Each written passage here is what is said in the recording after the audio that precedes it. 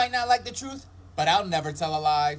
Democrats and the media are getting extremely lazy recycling the same 4 photos of President Trump and Jeffrey Epstein. But the reality is that this man is the antithesis of this man. And I'm about to lay down a timeline that's gonna blow the media's narrative apart. First of all, these photos that they keep circulating from the 90s, let me tell you something about this man right here, okay? He was the king of New York in the 80s and 90s, so everyone wanted a picture with President Trump. He was doing it big then, and he's doing it big now. Let's just look at the president and some other big names he was with.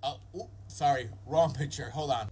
Wrong once again. You know what? Let's get back into the timeline. Because once you follow the actual facts, the media story falls apart. Let's look at some flight logs. See, President Trump flew with Epstein 8 times.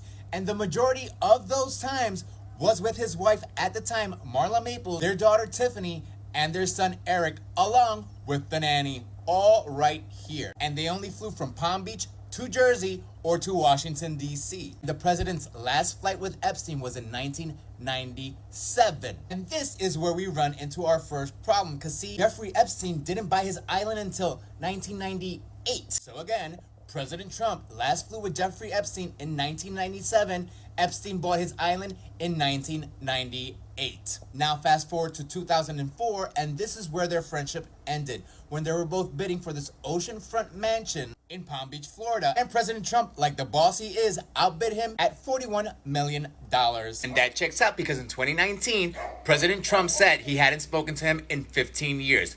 2004, 2019, the math checks out. Now in 2007, President Trump banned Epstein from Mar-a-Lago for stealing spa employees, including Virginia Giuffre, who in one of her last posts was extremely happy that Donald Trump was the president. President Trump even cooperated in 2009 in an investigation that got Epstein arrested. Fast forward to 2019, it was President Trump's DOJ that arrested Jeffrey Epstein on federal charges. That would be called the opposite of helping a friend out. Media's recycling old photos and old lies because that's all they got. Yeah, nothing seems to stick. Every 2 weeks, it's a new gotcha moment. But the reality is, it's fucking exhausting already. Because at the end of the day, it's not President Trump that's the problem for them. It's the truth. But now I want to hear from you guys. Are you tired of the media every 2 weeks trying to come up with a new scandal that just won't stick?